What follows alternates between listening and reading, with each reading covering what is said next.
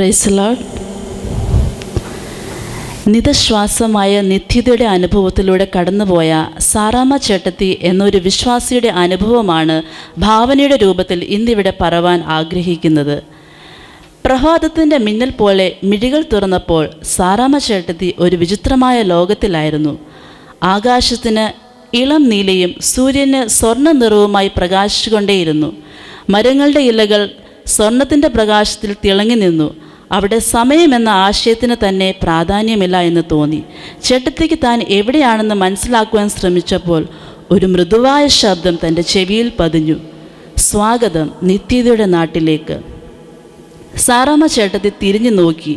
ഒരു പ്രകാശമയമായ രൂപം തൻ്റെ മുന്നിൽ നിന്നിരുന്നു. അതിൻ്റെ മുഖം സ്നേഹത്തിൻ്റെയും ശാന്തിയുടെയും ഒരു സമ്മിശ്രണമായി തോന്നി. ഞാൻ ഗബ്രിയേലാണ്, ആ രൂപം പറഞ്ഞു. നീ ഇപ്പോൾ ദൈവത്തിൻ്റെ സന്നിധിയിലാണ്. ചേട്ടത്തി ആശ്ചര്യത്തോടെ നോക്കി. ഞാൻ മരിച്ചോ? ഗബ്രിയേൽ പുഞ്ചിരിച്ചു. മരണമെന്നത് നിങ്ങളുടെ ലോകത്തിലെ ഒരു പ്രതിഭാസം മാത്രമാണ്. ഇവിടെ അത് നിതശ്വാസം പോലെ സ്വാഭാവികമാണ്. ചേട്ടത്തി ഇപ്പോൾ നിത്യതയുടെ ലോകത്താണ്. ചേട്ടത്തി ചുറ്റും നോക്കി. ആ ലോകം സാറാമ്മ ചേട്ടത്തിയുടെ മനസ്സിനെ ആകർഷിച്ചു. ഓരോ ശബ്ദവും ഓരോ പ്രകാശവും ഒരു സംഗീതം പോലെ തോന്നി. അവിടെ ദുഃഖമോ വേദനയോ ഇല്ല. എല്ലായിടത്തും സമാധാനത്തിൻ്റെയും സന്തോഷത്തിൻ്റെയും ഒരു സമ്മിശ്രണമായിരുന്നു. ഗബ്രിയേൽ ചേട്ടത്തിയോട് പറഞ്ഞു, നിന്റെ ജീവിതം ഇവിടെ ഒരു പുസ്തകം പോലെ തുറന്നിരിക്കുന്നു. നീ ആഗ്രഹിക്കുന്നുവെങ്കിൽ അത് നോക്കാം. ചേട്ടത്തി സമ്മതിച്ചു. ഒരു വലിയ പുസ്തകം ചേട്ടത്തിയുടെ മുന്നിൽ തുറന്നു. അതിൽ ചേട്ടത്തിയുടെ ജീവിതത്തിൻ്റെ ഓരോ നിമിഷവും ജീവനോടെ ചലിക്കുന്ന ചിത്രങ്ങളായി കാണപ്പെട്ടു. ചേട്ടത്തി തൻ്റെ ബാല്യകാലം, യൗവനം, വിഷാദങ്ങൾ, സന്തോഷങ്ങൾ എല്ലാം കണ്ടു. ഓരോ സംഭവത്തിനും പിന്നിൽ ദൈവത്തിൻ്റെ കരുതലുണ്ടായിരുന്നുവെന്ന് ചേട്ടത്തിക്ക് മനസ്സിലായി. ഒരു നിമിഷം ചേട്ടത്തി തൻ്റെ ജീവിതത്തിലെ ഒരു ദുഃഖകരമായ സംഭവം കണ്ടു. അവരുടെ കണ്ണുകൾ നിറഞ്ഞു. എന്തുകൊണ്ട് ദൈവം എന്നെ ആ സമയത്ത് സഹായിച്ചില്ല? ചേട്ടത്തി ചോദിച്ചു. ഗബ്രിയേൽ മൃദുവായി പറഞ്ഞു, ദൈവം എപ്പോഴും നിൻ്റെ കൂടെ ഉണ്ടായിരുന്നു. ആ സമയത്ത് നീ അവൻ്റെ സാന്നിധ്യം മനസ്സിലാക്കിയിരുന്നില്ല എങ്കിലും അവൻ നിൻ്റെ കൈ പിടിച്ചു നടത്തിയിരുന്നു. ദുഃഖം നിന്നിൽ ശക്തിയോടെ ആഞ്ഞടിച്ചു, എന്നാലും ദൈവം നിന്നോട് അകലാതെ അടുത്തിരുന്നു. ചേട്ടത്തി ആ യാഥാർത്ഥ്യം ആഴത്തിൽ മനസ്സിലാക്കി. തൻ്റെ ജീവിതത്തിലെ ഓരോ സംഭവവും ഒരു ഉദ്ദേശത്തോടെയാണ് നടന്നതെന്ന് ചേട്ടത്തിക്ക് മനസ്സിലായി.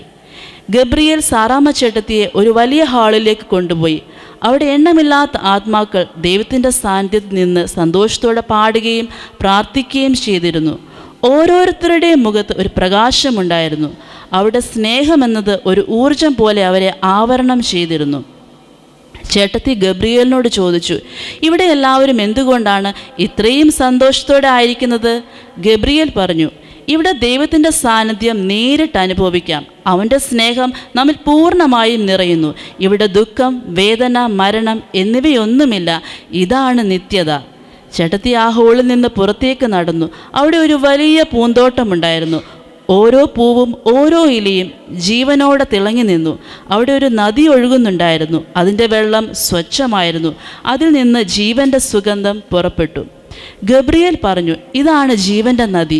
ഇതിൽ നിന്ന് കുടിക്കുന്നവർ എന്നേക്കും ജീവിക്കും.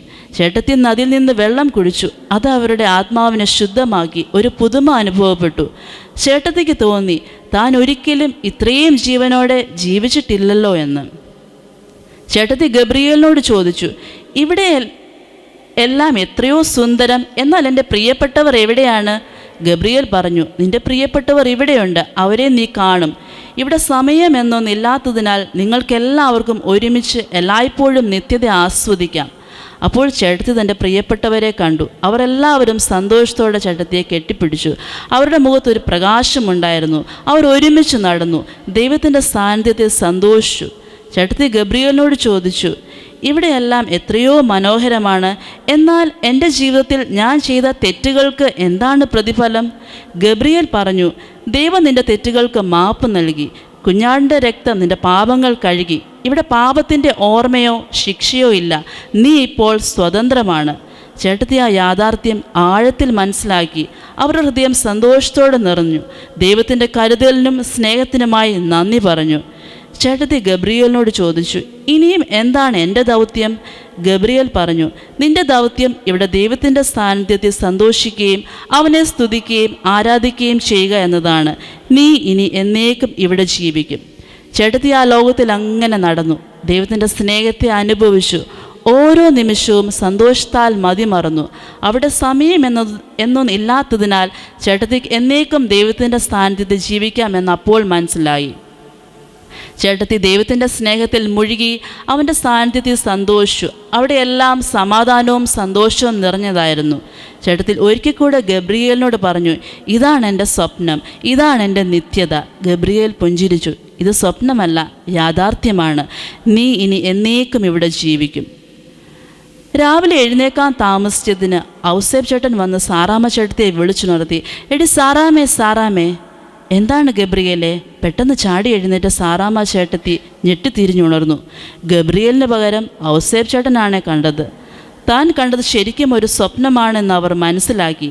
താൻ കണ്ട സ്വപ്നത്തെക്കുറിച്ച് സാറാമ്മ ചേട്ടത്തി ഔസേപ്പ് ചേട്ടനോട് വിവരിച്ചു. സ്വപ്നമായിരുന്നുവെങ്കിലും ആ നിത്യതയുടെ പ്രകാശത്തിലും ദൈവത്തിൻ്റെ സാന്നിധ്യത്തിലും സാറാമ്മ ചേട്ടത്തി സന്തോഷിച്ചു. അതുപോലെ സ്നേഹവും സമാധാനവും നിറഞ്ഞതായിരുന്നു ആ അനുഭവം. ജീവിതത്തിൽ താൻ ഇനിയും ഒരിക്കലും ഒറ്റപ്പെടുകയില്ല, മറിച്ച് എന്നേക്കും ദൈവത്തിൻ്റെ കൂടെ ജീവിക്കുമെന്ന് ഉറച്ചു തീരുമാനിച്ചു. നിത്യതയുടെ അനുഭവത്തിൽ ദൈവത്തോടെ കൂടെ വസിക്കാൻ നമ്മൾക്കും ഒരുങ്ങാം. കാലം ഇനി ഏറെയില്ല. കർത്താവ് നമ്മെ സഹായിക്കുമാറാകട്ടെ.